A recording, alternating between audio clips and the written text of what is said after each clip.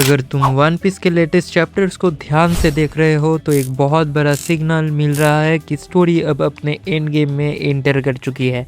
और इस बात का सबसे बड़ा प्रूफ मिला है जब फाइनली इमू का फेस रिवील हुआ चैप्टर 1179 में। सालों तक ओडा ने इमू को सिर्फ एक शैडो सिलाओटे की तरह दिखाया था, लेकिन अब पहली बार उसका रियल फेस और ट्रू फॉर्म मांगा में रिवील हो चुका है। और सिर्फ फेस रिवील ही नहीं, चैप्टर 1179 ने एक शॉकिंग चीज कन्फर्म की कि इमू के पास एक डेविल फ्रूट पावर है जिसे लिटरली डेविल्स फ्रूट कहा गया है। और जब इमू एल्बाप में अपीयर होता है तो उसके अराइवल के साथ एक मैसिव कॉन्क्वेस्ट की बर्स्ट पूरे एरिया को नॉकआउट कर देता है। मतलब सिंपल लैंग्वेज में समझो, फाइनल विलेन अब स्टेज पर आ चुका है। और जब फाइनल विलेन इतना पावरफुल हो तो एक सिंपल सवाल खड़ा होता है कि क्या स्ट्रॉ हैट क्रू रेडी है?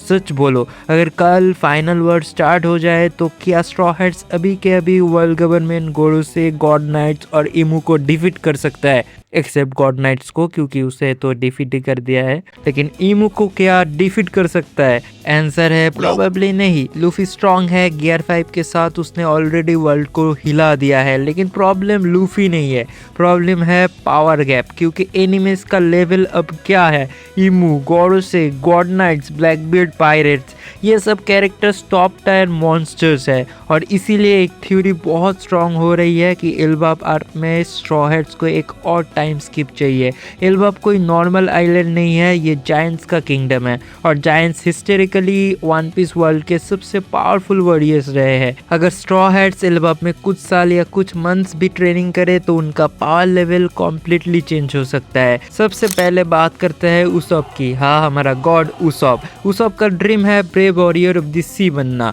और जायंट्स हमेशा से ही उसॉप की इंस्पिरेशंस रहे हैं। अगर एल्बाप में उसॉप को जायंट वॉरियर्स ट्रेन करे तो हो सकता है वो फाइनली अनलॉक करे एडवांस ऑब्जर्वेशन हाकी, और शायद फ्यूचर में वो सोए किंग को टक्कर दे सके। फिर आते हैं जोरो और सांजी। जोरो already advance conqueror hockey use करता है, लेकिन सांजी के पास अभी तक कॉन्करर हाकी कॉन्फर्म नहीं है। और अगर सांजी को फ्यूचर में एडमिरल लेवल ओपोनेंट या गॉड नाइट से लड़ना है तो बहुत पॉसिबल है कि एल्बाप में सांजी भी एडवांस कॉन्करर हाकी अवेकन करे। इमेजिन करो, जोरो और सांजी दोनों advance conqueror hockey users, straw hat crew की पावर इंस्टेंटली योंकू क्रू लेवल से लेजेंडरी लेवल पर पहुंच जाएगी। और फिर बात करते हैं सबसे क्रेजी पॉसिबिलिटी की, गियर 6। अभी लूफी का पीक ट्रांसफॉर्मेशन है गियर 5 सन गॉड निका, लेकिन अब स्टोरी में एक और इंटरेस्टिंग एलिमेंट आ गया है, इमू का डेविल्स फ्रूट। अगर लूफी का फ्रूट सन गॉड निका है और इमू का fruit literally devil theme power है तो ओडा एक सिंबॉलिक बैटल सेट कर रहा है,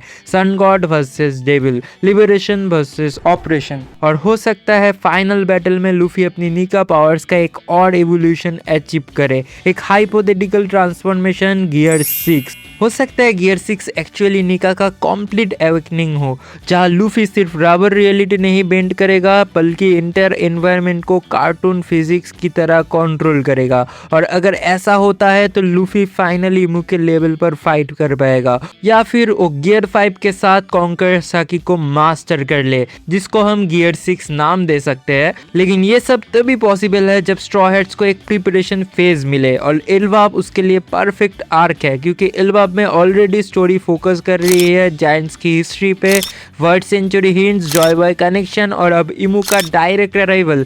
चैप्टर 117 ने बेसिकली कॉन्फर्म कर दिया है कि फाइनल सागा अब ऑफिशियली स्टार्ट हो चुका है। और अब जब इमू एल्बाप में लैंड हो चुका है तो मुझे तो ऐसा लगता है कि अभी इमू को हारना दिखाना बहुत ही गलत होगा। तो मुझे ऐसा लगता है कि इमू इस आर्क में जीत जाएगा और लूफी और स्ट्रॉ हैट क्रू हार जाएंगे। Then they are going to train in Elbaf for 2 years और 2 months। फिर उसके बाद शुरू होगा final war, Imu versus sun god, Imu versus straw hat. और अगर स्ट्रॉ हैट्स को फाइनल वर्क जीतना है तो उन्हें एक लास्ट एवोल्यूशन चाहिए, एक लास्ट ट्रेनिंग आर्क, एक लास्ट ट्रांसफॉर्मेशन। इसीलिए बहुत पॉसिबल है एल्बाप सिर्फ एक एडवेंचर आर्क ना हो, बल्कि ये हो स्ट्रॉ हैट पायरेट्स का फाइनल प्रिपरेशन आर्क, जहां से निकलने के बाद ये क्रू सिर्फ पायरेट्स नहीं रहेगा, ये बन जाएगा the crew that will destroy the world government. और अब सबसे बड़ा सवाल तुम्हारे लिए, अगर एल्बम में टाइम स्किप सच में होता है तो तुम्हारे हिसाब से सबसे बड़ा पावर अप किसको मिलना चाहिए, उसॉप, संजी या फिर लूफी का गियर 6? वीडियो पसंद आया हो तो एक लाइक, शेयर और सब्सक्राइब करना मत भूलना। मैं मिलता हूँ तुम्हें अगले वीडियो में, तब तक के लिए बाय।